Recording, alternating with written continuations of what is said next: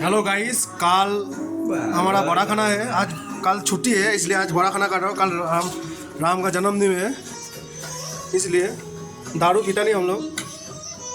ये खा रहे हैं, ये देखो। कल राम जन्मदिन है, निरामिष है कल, ठीक है। पूरा खाना आदि हो रहा है। पूरा खाना अभी हो रहा है। इतना मटन, ये मच्छी, ये मुड़ी कंठो, ये पता नहीं क्या है। हम लोग का नाम भूल गया। Okay, bye bye. मिठाई खाएगा।